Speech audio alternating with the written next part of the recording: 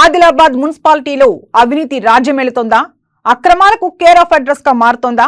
వసూళ్ల పర్వానికి నేతలు తెరలేపుతున్నారా? బల్దియా పరిధిలోని ఆర్థిక వనరులన్నింటినీ కొల్లగొట్టి వాటిని హస్తగతం చేసుకునేందుకు ప్రయత్నిస్తున్నారా అంటే ఇటీవల జరుగుతున్న పరిణామాలను చూస్తుంటే అవుననే సమాధానం వస్తోంది. భూ కబ్జాలు, ల్యాండ్ మాఫియాలు, సెటిల్మెంట్లు, అడ్డదారిలో ఇంటి నెంబర్ల కేటాయింపులు, ముడుపులు తీసుకుని మ్యూటేషన్లు, నిబంధనలకు విరుద్ధంగా కమర్షియల్ కాంప్లెక్స్లు నిర్మాణాలకు అనుమతులు, ట్రేడ్ లైసెన్సులు లేకుండానే వ్యాపారాలకు అనుమతులు, ఇలా చెప్పుకుంటూ పోతే ఒకటా రెండా అనేక అంశాల్లో తిలా పాపం తలా కొంత అన్నట్లు ఆదిలాబాద్ మున్సిపాలిటీ ప్రతిష్ట వీరి మూలంగా అబాస్ పాలవుతోంది. బల్దియాలో బరితెగిస్తున్న కొందరు నేతలు, అధికారుల అవినీతి బాగోదంపై అమ్మా న్యూస్ ఫోకస్.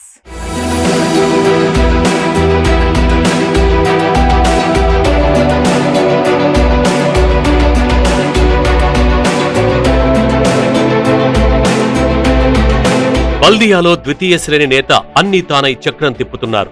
దీపముండగానే ఇల్లు చక్కబెట్టుకోవాలన్న నానుడిని నిజం చేస్తున్నారు. పదవిలో ఉన్నప్పుడే 4 పైసలు వెనకేసుకోవాలన్న ఉద్దేశంతో వ్యవహరిస్తున్నారు. అవినీతి అక్రమాలకు తెరతీస్తూ అందిన కాడికి దండుకుంటున్నారన్న విమర్శలొస్తున్నాయి. గతంలో వీధి వ్యాపారుల కోసం నిర్మించిన 125 షెడ్ల కేటాయింపు విషయంలోనూ గోల్మాల్ జరిగింది. ఏళ్ల తరబడిగా వ్యాపారాలు చేసుకుంటున్న వారిని కాదని సదరు నేతకు డబ్బులు ముట్టజెప్పిన వారికే వీటిని కేటాయించాలన్న ప్రచారం బాహాటంగానే జరిగింది. ఈ వ్యవహారంలో లక్షలాది రూపాయలు చేతులు మారినట్టుగా అప్పట్లో ఆరోపణలొచ్చాయి. అయినప్పటికీ ఉన్నతాధికారులు ఎలాంటి విచారణకు ఆదేశించలేదు. షెడ్ల కేటాయింపు ప్రక్షాళన చేపట్టలేదు.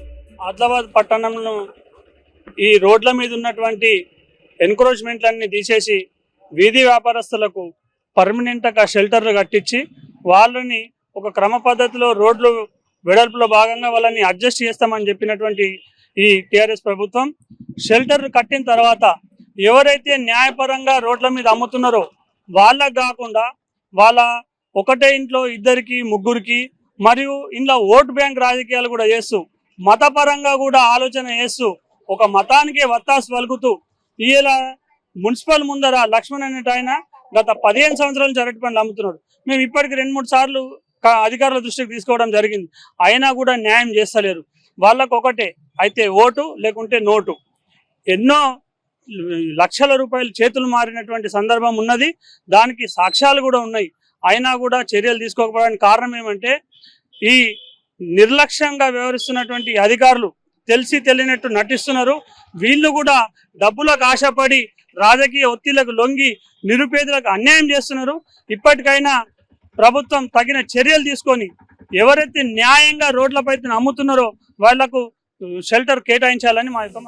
మళ్లీ కొన్నాళ్లకు 18 మంది అవుట్సోర్సింగ్ కార్మికులను ఉన్న ఫలంగా ఎలాంటి నోటిఫికేషన్ లేకుండా కేవలం 2 వ్యక్తులు చెప్పిన వారిని తీసుకోవడం, దీనిపై కౌన్సిల్లో రభస జరగడం, ఏకంగా కొంతమంది అధికార పార్టీకి చెందిన కౌన్సిలర్లే బహిరంగంగానే ప్రశ్నించడం వంటి పరిణామాలు చోటు చేసుకున్నాయి. దాదాపు ఒక్కొక్కరి వద్ద 1,00,000 నుంచి 1,50,000 వరకు వసూలు చేసినట్టుగా ఆరోపణలు వెల్లువెత్తుతున్నాయి. ఈ తతంగమంతా ద్వితీయ శ్రేణి నాయకుడి కనుసన్నల్లోనే జరిగినట్టుగా తెలుస్తోంది.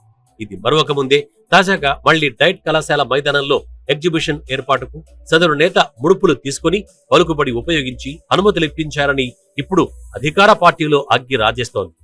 ప్రభుత్వ మైదానంలో నో అబ్జెక్షన్ సర్టిఫికెట్ ఎలా ఇస్తారని అధికార పార్టీకి చెందిన కౌన్సిలర్లు, టీఆర్ఎస్ నాయకులు అభ్యంతరం వ్యక్తం చేయటం చర్చకు దారితీస్తోంది. ఇటీవల ఇదే అంశంపై కలెక్టరేట్ సమావేశ మందిరంలో నిర్వహించిన ప్రజావాణికి వెళ్లి జిల్లా అడిషనల్ కలెక్టర్ కు ఫిర్యాదు చేయటం తీవ్ర దుమారం రేపుతోంది. మరోవైపు వీరికి డబ్బులు ముట్టకపోవడం వల్లనే వీరంతా కలిసి అభ్యంతరం వ్యక్తం చేస్తున్నారని, లేదంటే అంత రాద్ధాంతం చేయాల్సిన అవసరం ఏముందని జనం గుసగుసలాడుకుంటున్నారు. స్థానిక కౌన్సిలర్ కు లేని బాధ వీరికెందుకొచ్చిందంటూ నేతల తీరుపై దుమ్మెత్తి పోస్తున్నారు. వస్తే అందరికీ వాటాలు రావాలి, లేదంటే ఏ మాత్రము ఊరుకోబోమనే సంకేతాలిస్తున్నట్టుగా ఇటీవల జరిగిన పరిణామం చూస్తుంటే అర్థమవుతోంది. అధికార పార్టీ నేతల మధ్య లావాదేవీలు, పంపకాల విషయంలో భేదాభిప్రాయాలు ఉత్పన్నమై అంతర్గత కుమ్ములాటలకు దారి తీస్తున్నట్టుగా బహిర్గతమవుతోంది.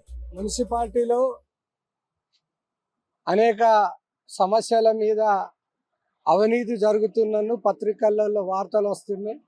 అది భూముల విషయంలో కానీ, లేకపోతే ఇండ్ల మ్యూటేషన్ విషయంలో కానీ, లేకపోతే మిగతా పర్మిషన్ విషయాలలో ఈ పత్రికలలో అవినీతి విషయాలనే రోజు వస్తూ ఉన్నాయి. దీన్ని అరికట్టవలసినటువంటి అవసరం మున్సిపాలిటీ యాజమాన్యం కానీ జిల్లాధికారుల మీద ఉన్నదని మేము చెప్పదలుచుకున్నాం. అదేవిధంగా ప్రజానాయకులైనటువంటి వాళ్ళు ఉన్నటువంటి కౌన్సిలర్సా అధికారుల కుమ్ముక్కై ఈ రకంగా అవినీతికి పాల్పడుతున్నారని పత్రికలలో గంటపదంగా వస్తున్నాయి. ఇట్లాంటి అవకాశాలు మళ్ళీ పునరావృతం కాకుండా వెంటనే అరికట్టాలని చెప్పి కూడా మేము జిల్లా అధికారులను మున్సిపల్ అధికారులను కోరుతున్నాం. లేకపోతే ఇది అప్రతిష్ట ప్రభుత్వం కానీ పాలకులు కానీ అప్రతిష్ట పాలై రాబోయే కాలంలో పెద్ద ఎత్తున ఉద్యమాలు జరిగేటువంటి అవకాశాలు కూడా ఉంటాయి. శ్రీరామచంద్ర గోపాలకృష్ణ మఠం వ్యవస్థాపకుల పుణ్యతిథిని పురస్కరించుకొని ప్రతి ఏటా పట్టణంలోని రామ్లీలా మైదానంలో జాతర నిర్వహిస్తారు. చుట్టూరా అధిక సంఖ్యలో దుకాణాలు సైతం ఏర్పాటు చేస్తారు. అయితే ఈ సంవత్సరం కొత్తగా విద్యాశాఖకు చెందిన డైట్ కళాశాల మైదానంలో జాతర నిర్వహణకు సంబంధిత శాఖాధికారులు అనుమతులివ్వడం వివాదాస్పదమైంది. మహారాష్ట్రకు చెందిన ఓ వ్యాపారికి రోజుకు 5,000 చొప్పున ఒప్పందంతో దాదాపు 45 రోజులకు గాను అనుమతులు మంజూరు చేస్తూ ఎన్ఓసి జారీ చేయటం ఇప్పుడు పలు విమర్శలకు తావిస్తోంది. ద్వితీయ శ్రేణి నేత చెప్పిన నాగ్పూర్ కు చెందిన ఓ వ్యాపారికి మున్సిపాలిటీ 10,000 రుసుము తీసుకుని అనుమతులివ్వడం కొందరు అధికార పార్టీ నేతలకు మింగుడు పడడం లేదు.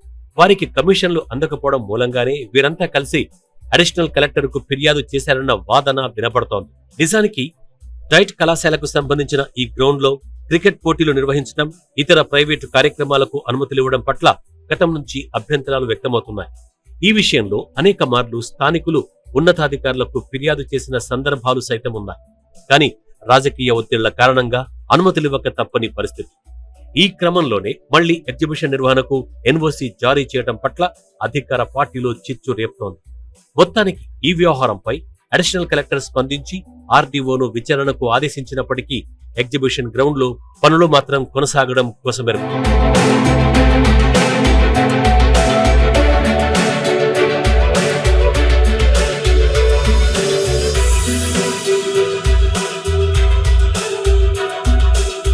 అటు మున్సిపాలిటీలో అడుగడుగునా అవినీతి కనిపిస్తోంది. ప్రధానంగా భవన నిర్మాణ అనుమతులలో విచ్చలవిడిగా వసూలు దందాకు ఎగబడుతున్నారన్న విమర్శలొస్తున్నాయి.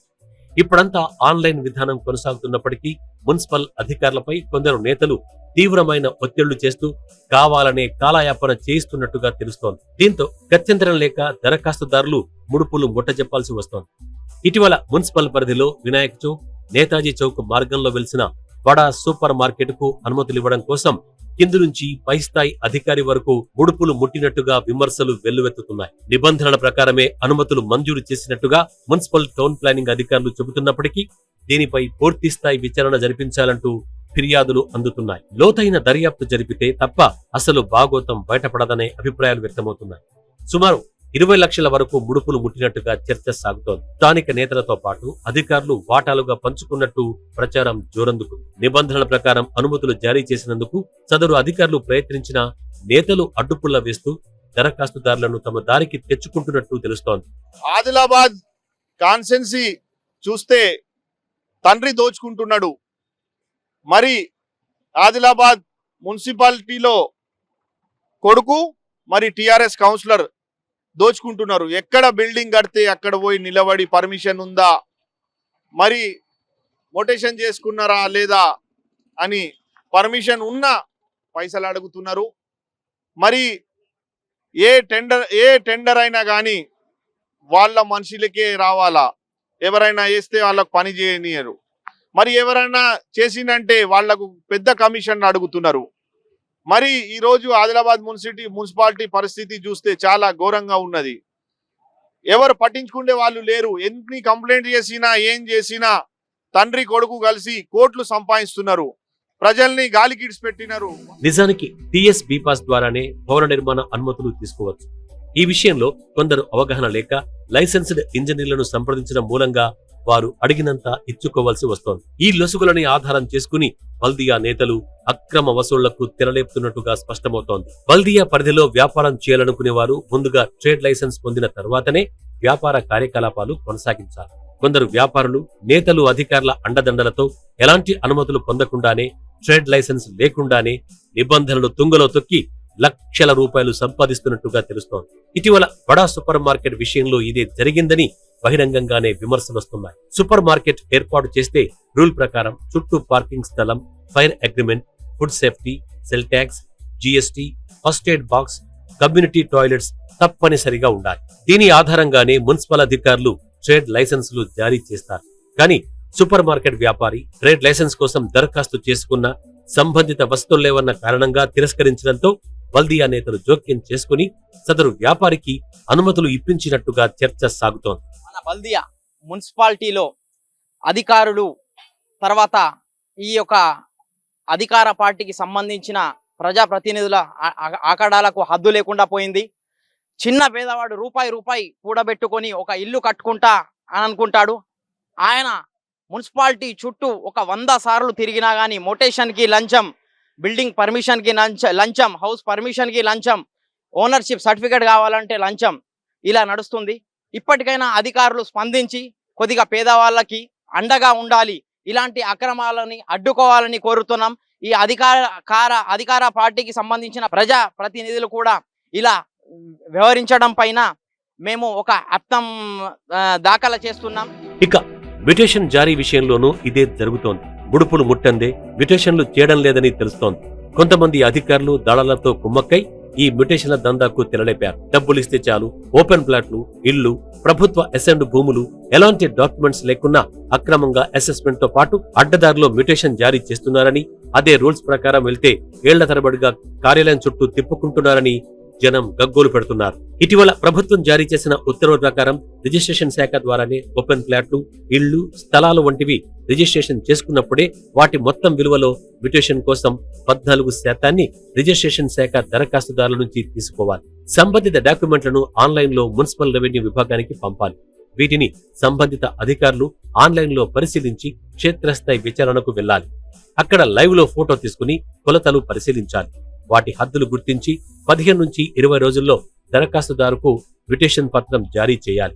కానీ ఈ నిబంధనలకు పాతరేసి డబ్బులిచ్చిన వారికే పనిచేసి పెడుతున్నారని, లేదంటే ఏదో ఒక కారణం చెప్పి రిజెక్ట్ చేస్తున్నారని దరఖాస్తుదారులు మండిపడుతున్నారు. ఇలా అనేక విషయాల్లో బల్దియాలో అవినీతి అక్రమాలు జరుగుతున్నప్పటికీ జిల్లా ఉన్నతాధికారులు చూసి చూడనట్టుగా వ్యవహరించడం, విచారణకు ఆదేశించకపోవడం శోచనీయం. ప్రాబ్లమ్స్ ఉన్నాయి, ఆ ప్రాబ్లమ్స్ పట్టించుకుంటలేరు. కానీ వీళ్ళకు డబ్బులు కావాలా, వీళ్ళకి ఎవరైనా ట్రేడ్ లైసెన్స్ కావాలన్నా, పర్మిషన్ కావాలన్నా, మోటేషన్ కావాలన్నా, ఏ పని అయినా కానీ కోట్ల రూపాయలు దోచుకుంటున్నారు. నేను కాంగ్రెస్ పార్టీ తరఫు నుంచి కలెక్టర్ మేడంని మరి సిఎస్ని డిమాండ్ చేస్తున్నా, ఎంక్వైరీ పెట్టి వీళ్ళని సస్పెండ్ చేయాలని కాంగ్రెస్ పార్టీ తరఫు నుంచి డిమాండ్ చేస్తున్నా. ఇప్పుడు జరుగుతున్న ఈ తతంక అవినీతి దాని మీద వాళ్ళు స్పందించాలా, అట్లాంటి అవసరమైతే విచారణ చేపట్టన్నా కానీ వాస్తవాలు నిజమా కాదా, ఈ వాస్తవాలు ఈ అవినీతి అనేటువంటి బయట పెట్టవలసినటువంటిది, తప్పు చేసినట్టు వాళ్ళని శిక్షించవలసినటువంటి అవసరం ఉన్నది అని చెప్పి నేను కోరుతాను. నిత్యం పత్రికల్లో, న్యూస్ ఛానళ్లలో బల్దియా పరిధిలో చోటు చేసుకుంటున్న వసూళ్ల దందాపై వార్తా కథనాలు ప్రసారమవుతున్నా జిల్లా అడ్మినిస్ట్రేషన్ అధికారులు స్పందించకపోవడం వెనుక ఆంతర్యం ఏంటన్న సందేహాలు వ్యక్తమవుతున్నాయి.